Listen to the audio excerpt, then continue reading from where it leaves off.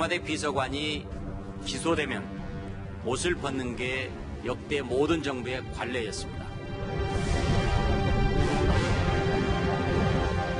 우리 이제 윤 총장님은 사람에 충성하지 않는 그런 자세로 아주 엄정하게 우리 처리해서 국민들 신망을 받으셨는데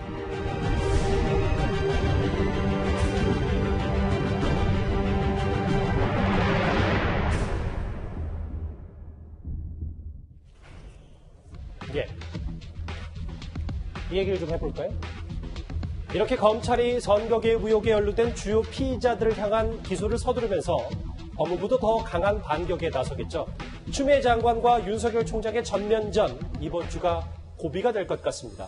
한쪽은 치명상이 불가피해 보이는데요. 먼저 이현정 의원. 네. 그런데 추미애 장관의 법무부가 감찰권 말고도 그러니까 장관의 지휘권 발동 카드도 꺼낼 수 있다. 한 발 더 나아갈 수 있다라는 분석도 있더라고요. 인사도 모자라, 직제 개편도 모자라서, 더군다나 또 감찰권도 모자라서 이제는 어쩌면 장관의 지휘권까지도 행사하겠다. 뭐 이런 입장인 것 같은데요. 어떤 면에서 보면 모든 권한을, 법적인 권한을 다 쓰겠다는 거 아니겠습니까? 자, 저는 이제 열심히 드는 게 뭐냐면 지금 일단 검찰 인사 뭐 이런 거 검찰 개혁을 위해서 한다고 그랬잖아요. 그럼에도 불구하고 왜 검찰 장관 지휘권까지 지금 행사를 해야 되냐. 이제 그런 어떤 의심을 가질 수밖에 없는 것이죠. 왜? 그만큼 모든 권한을 쓰면서까지 뭔가 검찰 수사를 막아야 되는 어떤 절박한 사정이 있는 게 아닌가라는 의심을 품을 수밖에 없다는 것이거든요. 왜? 이 사태가 말이죠. 어떤 면에서 보면 지금 최강욱 비서관에 대한 기소 문제뿐만 아니라 울산 사건이라든지 지금 뭐 이 사건 관련된 거 아니겠습니까? 자, 어떤 면에서 보면 이건 어떤 면에서 검찰에서 지금 드러난 사실 관련해서 조사를 하면 될 문제예요. 그럼에도 불구하고 법무부가 어떤 면에서 모든 권한을 이용해서 이걸 하겠다는 거. 이제 검사들까지 다 좌천 보내놓고 이제 와서는 이제 지휘권까지 행사해서 특정한 사람의 기소 문제에 대해서도 개입하겠다. 예전에 강민구 교수에 대해서 당시에 천정배 장관이 불구속 기소로 이제 지휘한 적이 있습니다. 당시 김종민 검찰총장이 그 기소의 그 부분에 대해서 사표를 쓰고 나간 적이 있어요. 자, 근데 이제 추미애 장관이 들어와서 이제는 지휘권을 이제 수시로 행사하겠다고 본인이 공언을 했지 않습니까? 저는 그러면서 본다면 결국 이렇게 되면 어떤 면에서 보면 추미애 장관이나 청와대가 뭔가 이 사건 관련해서 의심이 있는 거 아닌가라는 의혹만 더 커질 뿐입니다. 정태환 변호사님, 네. 화면 저와 같이 보실까요?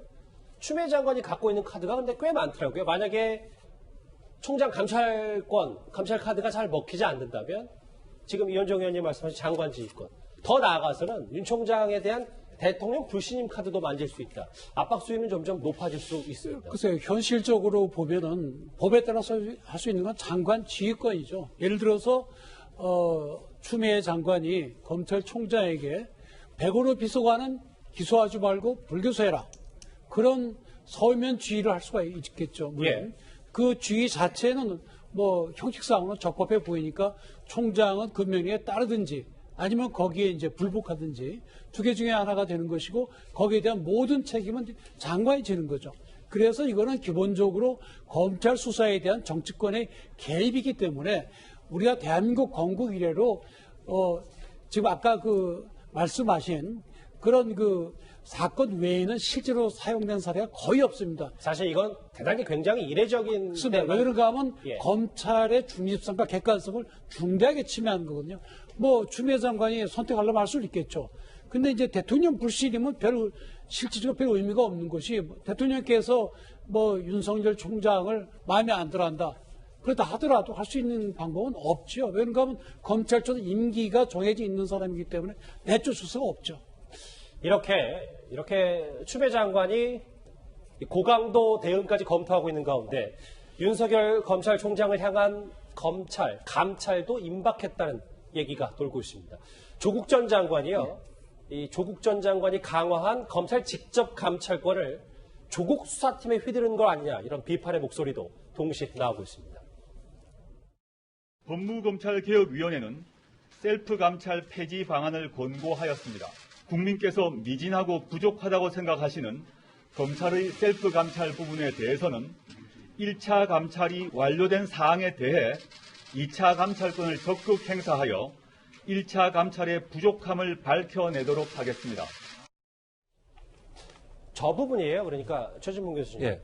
조국 전 장관이 지난해 장관직에 있었을 때 이 법무부의 직접 감찰, 강화 방안을 좀 마련했기 때문에 추미애 장관이 이렇게 칼을 휘두를 수가 있는 거 아니냐. 이게 좀 아이러니 아니냐 뭐라는 얘기입니다. 공교롭다는 표현이 맞다고 저는 생각을 해요. 이게 뭐 이 상황을 지금 이성윤 지검장이나 뭐 검찰총장과의 충돌 이런 부분을 예측하고 저런 부분을 만들었다고 저는 보지는 않고요. 그러니까 기본적으로 예전에 검찰이 자체적인 감찰에서 미진한 부분이 있었고 또 감찰을 할 때 본인이 검찰이 검사들을 대상으로 감찰할 때는 상당히 솜방망이 처벌을 했던 경험들이 있어서 그 부분을 보완하기 위해서 2차 감찰을 강화한 것이지 뭐 지금의 이 상황이 있을 걸 미리 예측하고서 만들었다 저는 그렇게 보지는 않고요.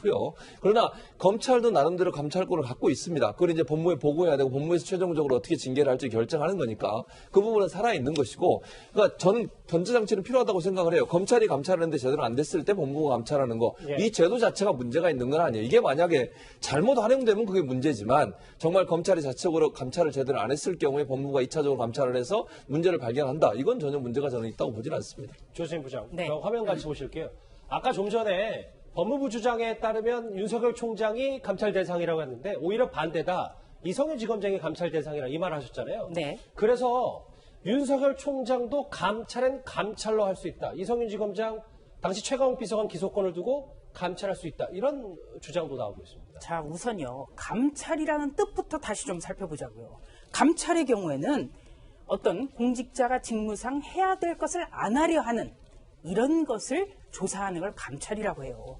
가령 너무나 증거가 뚜렷한 사안인데 기소를 하지 않으려는 행위. 이게 명백한 감찰 행위입니다. 제가 오늘 송광수 전 검찰총장과 한 30여 분 통화를 나눠봤습니다. 예. 네, 송 전 총장은 이번 최강욱 전 비서관 기소 문제와 관련해서 전면적으로 감찰을 실시했으면 좋겠다. 이런 이야기를 했어요. 이거는 특검 갈 필요도 없다. 왜냐? 충분히 감찰로서 누가 더 잘못했는지, 무엇이 잘못됐는지 행위를 살펴본다면 이성윤 서울중앙지검장의 행위가 이거는 잘못됐다. 윤석열 검찰총장이 뭘 잘못했습니까? 마땅히 기소해야 될 사람 기소하자고 지시한 거예요. 그게 어떻게 감찰 대상이냐고요. 그러니까 전직 검찰총장의 얘기는 윤 총장만 감찰 대상이 아니라 이 사실관계 따져서 이성윤 지검장도 감찰해봐야 된다고. 이성윤 서울중앙지검장 그리고 서울중앙지검의 1, 2, 3차장 전원을 한번 전면적으로 감찰해볼 필요도 있다는 겁니다. 왜? 감찰이라는 것이 해야 되는 일을 안 하려 한 이런 것을 조사하는 것을 감찰이라고 하기 때문입니다. 그리고 예. 추미애 법무부 장관이요 계속해서 날치기 기소다 이런 표현을 쓰는데요.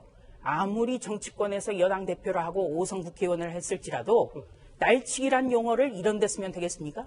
날치기라는 거는 일방처리예요. 아니 검찰총장이 범죄 혐의자를 그것도 중요한 범죄 혐의자를 기소하는 것이 어떻게 날치기입니까? 어떻게 보면 이번 사안은요. 추미애 법무부 장관의 날치기 불기소 시도 사건이죠. 그렇게 봐야 됩니다. 그리고 또 한 가지는 장관은 수사지휘권이 있습니다. 검찰청 법에도 있죠. 그런데 수사지휘라는 거는 해야 할 사안에 대해서 해야 되는 거예요. 지난 2005년에 무슨 일이 있었습니까? 강정구 교수가 어떤 사람이냐면 메가더가 우리 민족의 원수고 또 6.25는 남침이 아니라 북침이고 평양까지 가서 만경대 정신 이어받자고 한 사람이에요.